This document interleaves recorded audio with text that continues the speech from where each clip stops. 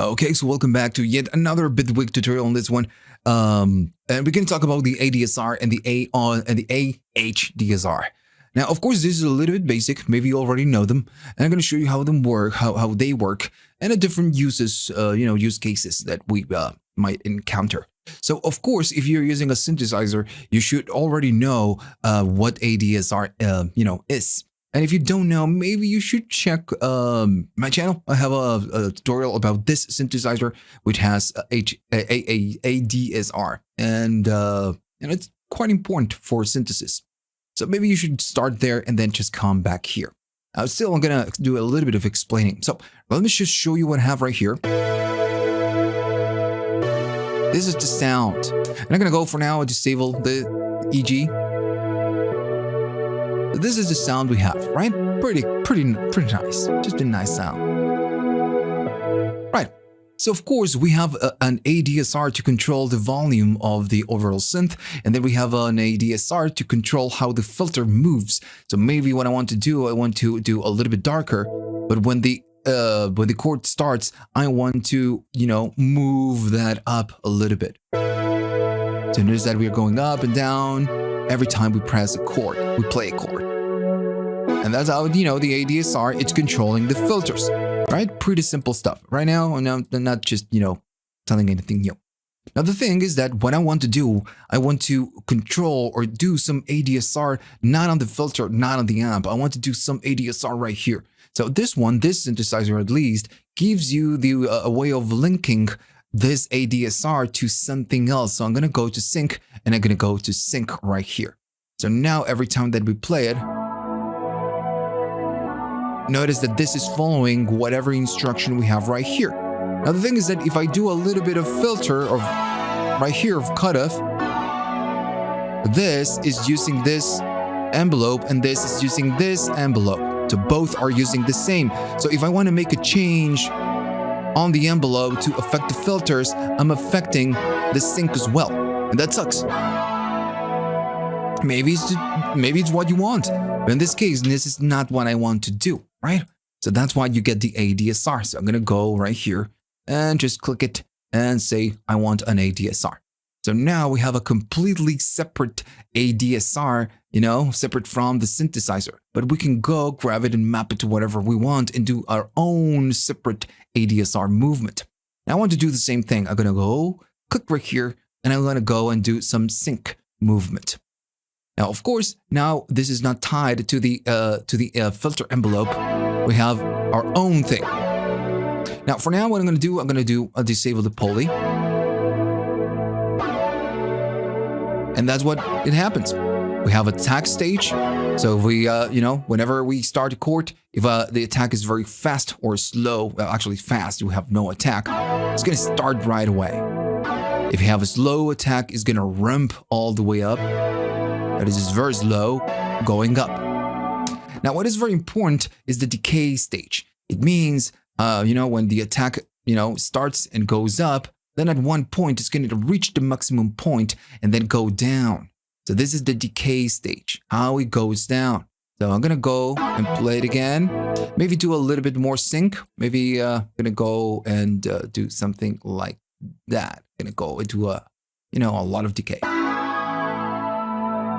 And for now, I'm just going to do no sustain. All right. So notice it starts and slowly going back. And this is because we have a long decay.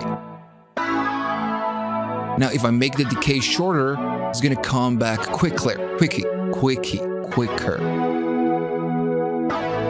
Right. Now, of course, this is the decay stage. Now, what happens if I want to go up and then when it goes down, I want to stay at some point? And I'm giving you a kind of a brief explanation of how the ADSR works, because maybe you're just starting and you don't know. So right now we're going up and then we go down, right? With the decay. Now, maybe when it goes down, I don't want it to go all the way down. I want to stay at some point in between. So this is the sustain stage. I'm going to say I want to go up, and then when I go down, I'm going to stay at some point. And it's staying right there. Notice it's not going all the way back. It's going up, then down, and staying right there. Now, the thing is that whenever you go all the way up on the sustain, the decay, it's disabled. There is no decay. You're just going up and staying up. That's, how ADS works. Now, of course, then you have the release stage. If I go down, notice that there's no change. And if I go up, still no change. Now, the release, it means what is going to happen when I release the key. So I have a keyboard right here. I'm going to play a note, and it goes up, and then it sustains at that point. But when I release the key, then it's going to go down. So that's the release. How long is going to take to go to, from wherever you are to full silence? That's what release. If I go and do a, kind of a long release, I'm going to play, I'm going to go up, it's going to sustain, and I'm going to release the keys in 3, 2, 1, but it's going to take forever to go back to the original position because the release is really long. So again, this is just a brief explanation of how ADSR works and how we can use it to, to create different sounds, just like we are doing with the sync. Right. So right now we are starting from the bottom and going up, and then we are going down and then sustaining. But maybe I don't want to do that. What I want to do, I want to start right here, right? Maybe I want to start right here, and I want to go, and I'm going to go down a little bit on the cutoff. I want to do the same movement, but I want to do it on to the opposite side. I want to go start here and then go down. This is not what is happening. We are just going up and doing the same thing we've been doing before. Now, this controls is going to control the polarity. So if I go down, it's going to do the opposite movement. Right? Maybe I'm sustaining a little bit too much, so it's just doing the opposite thing. Instead of going up, it's just going down. So this one as well will decide how much of this effect you want, because maybe this is just too much, right? So if you go down and you go near the middle, notice that the effect is just a tiny little bit. It's not a lot.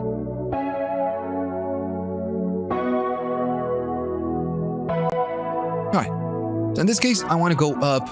I want to do something like that. All right. Okay. So now you have a button right here that says poly. Learn a little bit more about this. So I'm going to go and enable the poly. So right now we've been using the kind of the mono mode. This means that every time we play a chord or play a key, and we see the instruction right here, notice that you get the envelope that this is generating behind the scenes. I'm going to go and play a key, right? And this starts and do the motion. Then I'm going to press a new key, and it's doing the same thing, but the envelope, it's always restarting whenever I play a new key.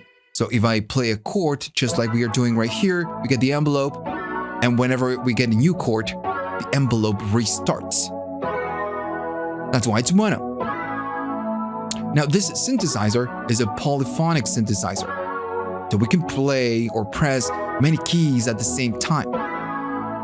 Now what this can do whenever we enable the poly is that whenever we play a key, if then, maybe later we press a new key, that new key will follow the ADSR and have its own movement to whatever we are using right here. And I'm just going to show you, this is actually very visual right here on Bitwig. I'm going to play a key, right? And I'm going to go and I'm going to sustain it. And notice that now we don't have an envelope. We have a tiny ball. And this is a representation of the key I'm pressing, the voice. So I'm going to go press again, goes up, then goes down, and then stays at some point right there because we are using sustain. Now, I'm still holding that key. Now, if I go and press a new key, notice that that new key is doing that motion all over again, but this one is not. I'm going to go and press a new key. And notice that whenever I press a new key, the other ones are just going to stay right there. And it's because each voice has its own ADSR and it's doing its own movement.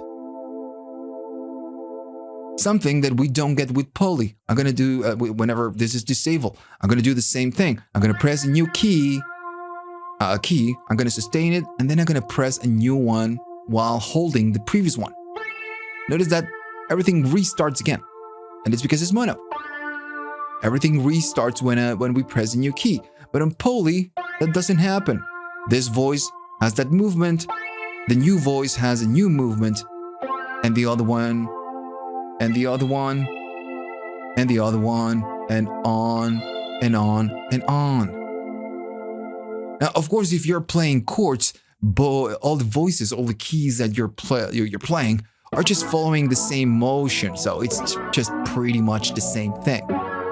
So this is very useful when you're, playing different keys, or maybe you add something whenever you're sustaining different notes. All right, so that's the poly mode. All right, so now we've been using the ADSR on a very classic way, just to go and sync it to something, link it to map to some parameter and just move it, right?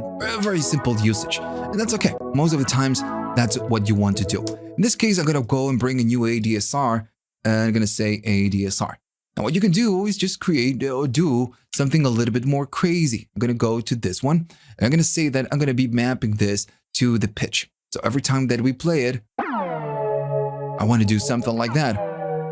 Maybe I want to do a long attack, and I'm going to sustain the notes, and there is no release. Right? So you're not tied to just do a little bit of movement. You can create sound effects just with one ADSR. But let's say, I want to do a little bit more. I'm going to go and bring in a LFO, maybe a beat LFO or maybe a classic LFO. So let me unsync this. I'm going to go right here, and I want to say that I'm going to go on beats mode, and I'm going to go maybe on 4. And I'm going to go and do that sync that we've been doing. And it is just moving on 1/4, up and down, up and down. But the motion of this one starts very, at some point, and it slowly goes up. Maybe I want to do the same thing on this one. So now you can use the ADSR not just to control one single parameter right here. You can use it to control other modulators and create kind of a, its own thing. So I'm going to go click the map, and I'm going to go right there. Oh, maybe I'm going to say that I want nothing of this. And whenever we go up, I want to go up on that motion. Now, I want to do the same thing. I'm already mapping. I want to go up in the speed. Now, of course, we are playing new chords, but if I go and play a key,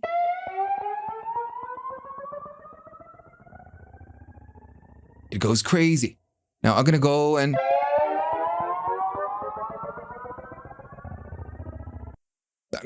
disable the bipolar so we can go only up.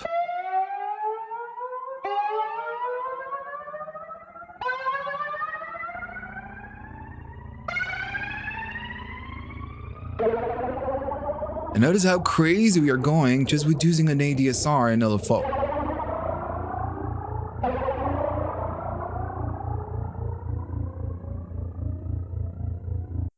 Notice that the note, when we go up, this is going really fast. I'm going to press a key, and then I press a new key, and this is poly, but this is just keeps going up and up and up and up and up. Now, this one, of course, has a node retrigger. Every time we press a new key, it's going to kind of start again, but we can enable the per voice, so we can use it with this ADSR. So I'm going to go and do the same thing, and notice we get the tiny ball right here.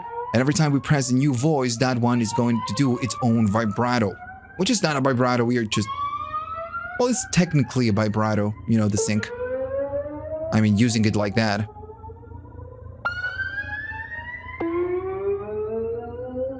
Right. Okay, so I'm going to go to the second example, and we're going to talk about the but the AHDSR and why you get this, HDSR.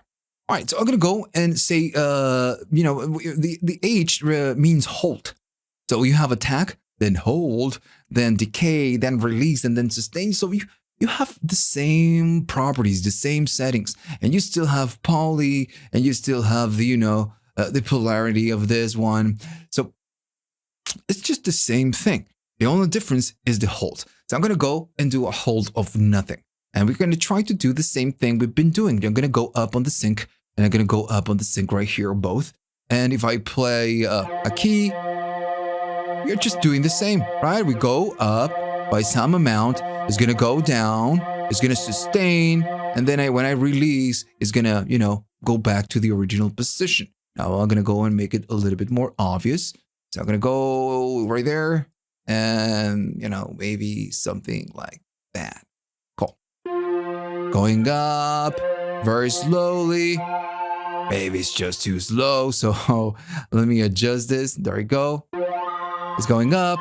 Then it slowly goes down because it's 4 seconds, 4.5 seconds. It's going to sustain at some point. Then when I release, it's going to take maybe a little bit more. It's going to take 3 seconds to go back, right? So right now, it's just a normal ADSR, which is the same thing we've been using. What is the point? So maybe I want to do something different. I like the way it's going up, but maybe I don't want it to go back that quickly, to the sustain stage. I want it, for it to stay up there, maybe a tiny bit, and then come back to the decay stage, and then sustain, and then release. So that's the hold. I know it sounds dumb, but it's pretty simple. It's only that. I'm going to go up at some amount, and then I'm going to be holding that position for, let's say, something, I wouldn't say absurd, but maybe 2 seconds, something that we can notice. And then on the decay, it's going to take maybe super fast, like 1 second. I'm going to go up. It's going to stay 1, 2, and then it starts going down. It's going to sustain, and then it's going to release. So that's the only difference with the HDSR and the ADSR. You're just holding a certain amount of time before the decay. And you can still do poly, or you can still do just mono. Right? Just completely up to you. Same thing with the polarities, just the same thing. Maybe you're thinking, okay, so which one I should use because the HDSR is just a little bit better. Well, it's a little bit more complete, but maybe you just don't need it, and you just need a good old ADSR. You don't need the hold. But, the hold still, it's just 1 millisecond. You go all the way down, you just have a normal ADSR. But again, which one you should use, it's just completely up to you. For me, if I know I don't want to sustain it at the top part, I just bring an ADSR. Why would I use an HDSR? It makes no sense. But if I need to hold it, of course, HDSR. AHDSR. All right, so I'm going to show you one more thing that you get with the ADSR, and I believe you get the same thing with the AHDSR. I'm just going to go and check it. I'm going to go right here. Yeah, you get the same thing. So it's just the same. So I'm going to go and remove this one. I'm going to go to the ADSR. Notice that we have it right here. And you know what? I'm going to go and bring it again. I'm going to go and say ADSR. All right. So with the ADSR, we know that we have the poly, we have the per voice, which is the same thing as the poly. Notice right here is the per voice. But you have other options. If I disable the per voice, you have a single trigger. This means that whenever I play a key and I play a new one, it's not going to trigger again. And for this one, I'm going to bring the sampler because the sampler has a keyboard. So I'm going to go create a new multi-sample. That's fine. I don't care. I'm going to go and close it. Notice this keyboard. I'm going to go and press a note, right? That's the note I'm playing. So, of course, when I play a note, this ADSR is going to create an envelope, right? Now, while holding this key, I'm going to press a new one. Now, when I press a new key, notice that this envelope will not trigger. And this is kind of a legato mode. If you're holding a key, the ADSR will not trigger again. The only way this is going to trigger again is when I release a key and I press a new one. Right? That's the only way when the ADSR works. This is the, of course, go over here. This is the single trigger. And, then the name kind of makes sense. And then you have all the things like this one, the pre-delay. So this is actually pretty simple to explain. Now, of course, when we play a key, this ADSR is reacting instantly to whatever we play, right? Pretty simple. We play and ADSR goes. Now, with this one, we can delay it. So 4/16, it means that it's going to wait for 4/16 before the ADSR starts. And we can really hear this. I'm going to go play a key and I'm going to go and do the sync that we've been using because now we know how it sounds. I'm going to play a key and notice that it's happening a little bit after we play it. Right? And it's 4/16. Now, of course, you can go and click on there and you can go in milliseconds. So maybe you can go up to, and I don't know how much up you can go. I guess it's really long. Yeah, it's really long. So I'm going to say 1, 2, 3, and then it goes. 1, 2, 3, goes. So it's waiting for 3 seconds. Now, of course, if you need a more timely kind of a pre-delay, you can go and say 16/16. This is going to be on each bar. So it's 1. Let me do it with the beat. 1, 2, 3, 4. 1, 2, 3, 4. 2, 3, 4. Notice that we get the wow right here on each bar every time I press a key. Right? Pretty simple. So this is what the let me just turn off the metronome. This is what the pre-delay works, and you can go in different time measures, and you can even offset this one a little bit more. So if I go to the 16s, each bar, so we can easily hear this, I'm gonna go and offset it by some amount. This means that it's not gonna play right here. It's not gonna start right here. It's just gonna be a little bit off. So 1. Let me start again. 1, 2, 3, 4. Notice that we get it right here at this point. We don't get it, right there on the grid. So that's what it means. And it, has its uses. It's useful, to do a little bit of improvisation or maybe working with some effects. For example, let's say that you want to do something on a delay at a certain time, or maybe you want to do a little boost on a reverb, or maybe on the distortion after you play the initial chord or the initial key.